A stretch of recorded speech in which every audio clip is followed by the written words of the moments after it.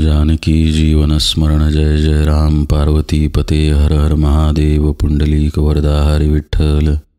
श्री अनंत कोटी ब्रह्मांड नायक राजाधिराज सच्चिदानंद सद्गुरु श्री ब्रह्म चैतन्य महाराज की जय। श्री महाराजांच्या सेवेमध्ये दासबोध पाहत असताना आज आपण 6व्या दशकातील 6वा समास पाहणार आहे। या समासाचं नाव आहे सृष्टिकथन। या समासाच्या सुरुवातीलाच एक प्रश्न समर्थांनी उपस्थित केलेला आहे आणि त्या प्रश्नातून समर्थ आपल्याला एका संवादामध्ये घेऊन जातात। तो काय संवाद आहे ते आपण एक एक ओळी उलगडत पाहत जाऊया। हा केवळ संवाद म्हणून समर्थांनी आपल्याला सांगितलाय, तरी सुद्धा यातून पुष्कळ गोष्टी आपल्याला उलगडत जातात। कधीकधी आपल्या मनातल्या शंका सुद्धा निरसन होत जातात।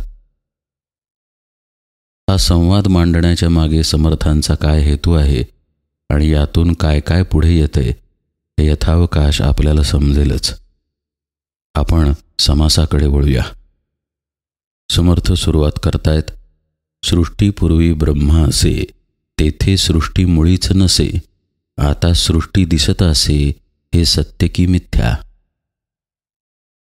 सृष्टी आज आपल्याला दिसते म्हणजे त्याची कधीतरी सुरुवात झाली असणार।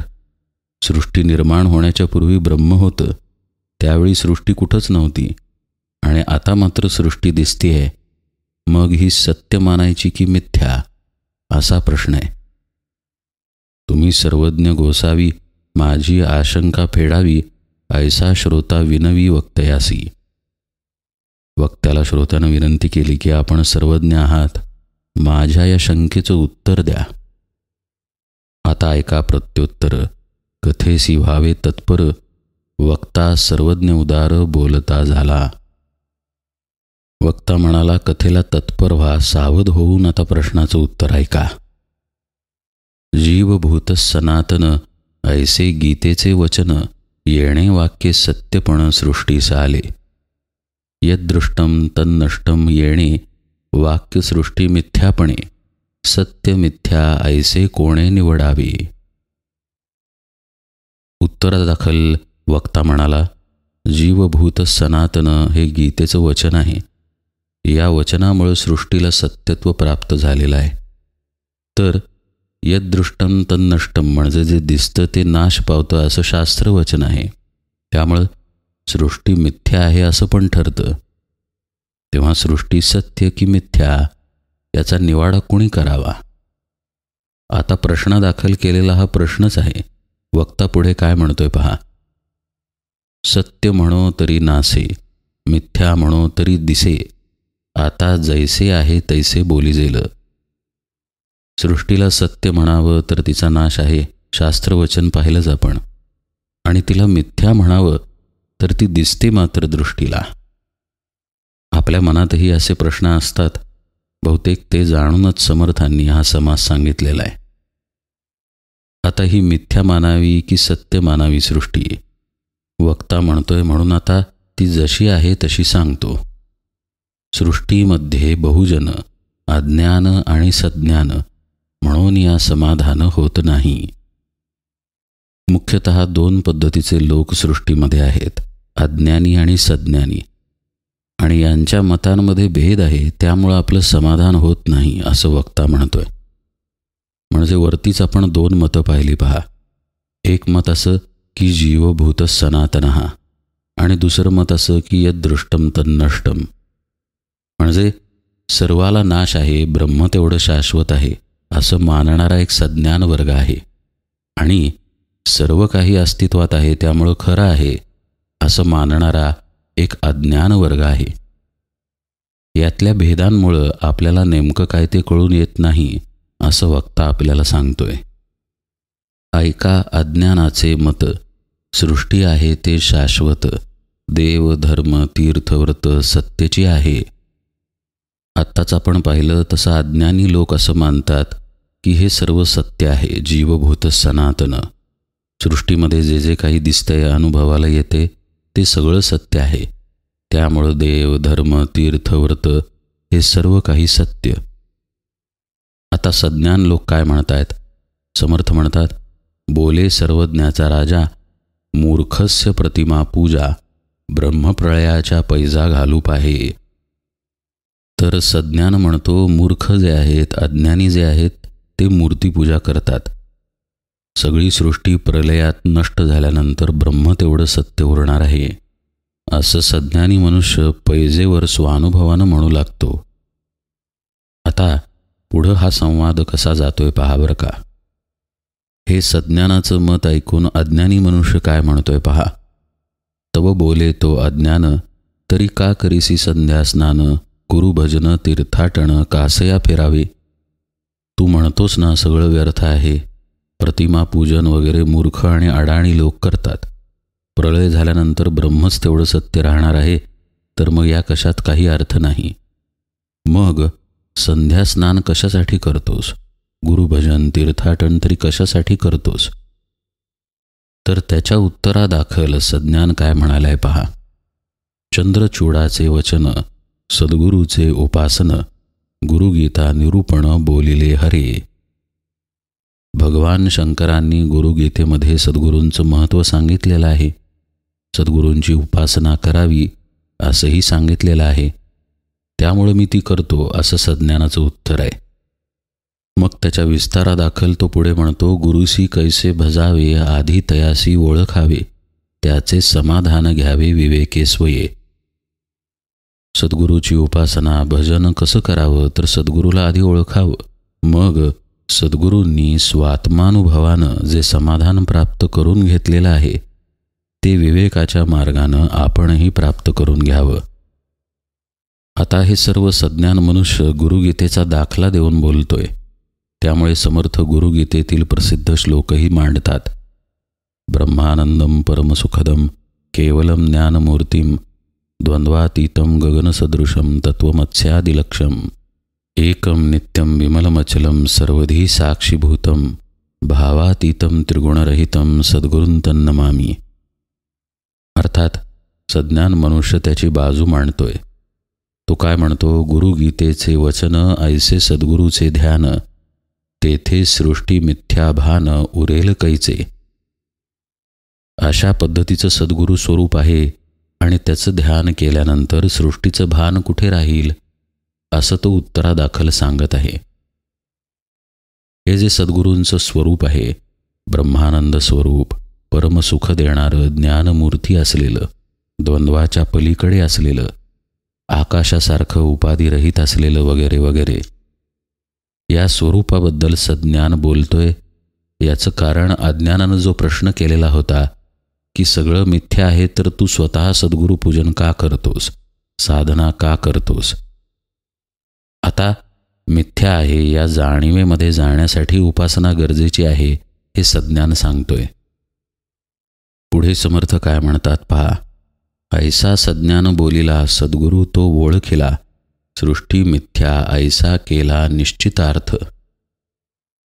गुरुगीतेमधील सद्गुरूंचा श्लोक समोर ठेवून सज्ञानानं उत्तर दिलं आणि त्याचं म्हणणं असं आहे की या सद्गुरूंच्या स्वरूपाचं अनुसंधान केल्यामुळं किंवा सद्गुरूंच्या या अनुभवामध्ये गेल्यानंतर सृष्टी मिथ्या आहे याचा निश्चय होतो. आता इथून पुढे परत वाद सुरू झाला. कारण श्रोता ऐसे न मनी कदा, अधिक उठिला विवादा, म्हणे कैसारे गोविंदा अज्ञान म्हणतोसी. श्रोत्याला हे काही उत्तर पूर्णपणे पटलं नाही. तो वादविवाद करायला लागला. तो म्हणायला लागला की श्रीकृष्णाला तू अज्ञानी कसं रे समजतोस. कारण श्रीकृष्णांचंच तर वचन आहे ना गीतेमध्ये, जीवभूत सनातन. म्हणजे हे सगळं मिथ्या आहे हे बोलणं श्रीकृष्णाच्या वचनाच्या विरुद्ध ठरलं. तर असं कसं काय श्रीकृष्ण खोटा ठरेल. जीवभूत सनातन हा ऐसे गीतेचे वचन, तयासी तू अज्ञान म्हणतोसी कैसा. ऐसा श्रोता आक्षेप करी, विषाद मानिला अंतरी, याचे प्रत्युत्तर चतुरी सावध परिसावे. याचंही उत्तर समर्थ सांगतायत बरं का. गीतेस बोलिला गोविंद, त्याचा न कळे तुझ भेद, म्हणून या व्यर्थ खेद वाहतोसी. श्रोत्यानं हा आक्षेप घेतला तो दुःखी पण झाला, पण सज्ञान मनुष्य त्याला सांगतोय की भगवंत जे गीतेमध्ये म्हणतात त्याचा नेमका अर्थ तुला कळलेलाच नाही आहे, म्हणून तू दुःख करत आहेस. आता नेमका अर्थ काय तेच पुढे समर्थांनी मांडले ते आपण पाहूया. आता भगवंतांचीच परस्पर विरोधी वाक्य समर्थ समोर ठेवतायत बरं का.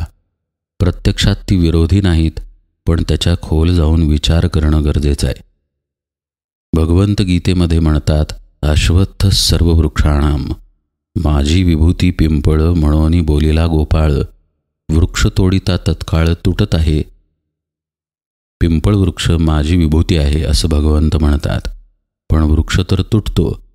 आणि दुसरीकडे असं पण वचन आहे, नयनम छिन्नन्ति शस्त्राणि नैनम दहती पावकः न चैनम क्लेदयन्त्यापो न शोषयती मारुतः.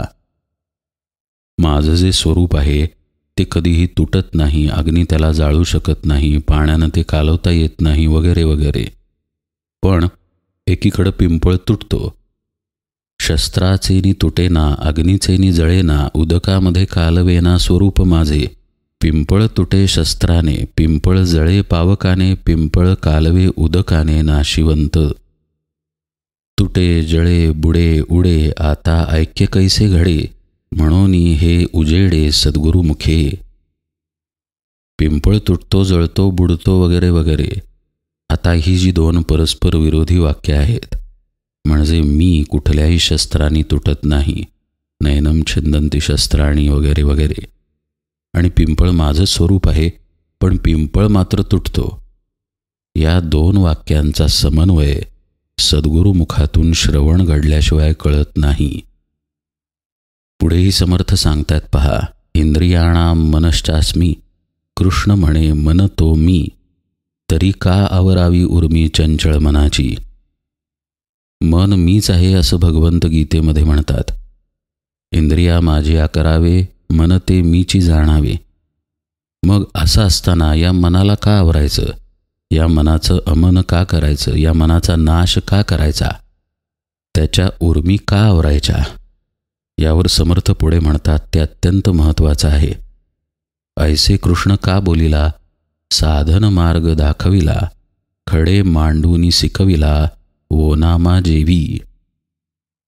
लोकांना साधन मार्ग दाखवावा म्हणून भगवंत असं बोललेले आहेत. जसं लहान मुलांना खडे मांडून ओनामा शिकवावा ना, अगदी तसं. ही जुनी पद्धत आहे, पण त्याचा दाखला समर्थांनी इथे दिलेला आहे. भगवंताच्या तोंडातील वाक्ये परस्पर विरोधी वाटतात खरी, पण त्या वाक्यांच्या मागे भूमिका निरनिराळी आहे. जो देहबुद्धीमध्ये आहे तो सृष्टीला सत्यत्व देणारच, पण सत्यत्वाच्या बुडाशी ब्रह्म आहे हेही महत्त्वाचं आहे.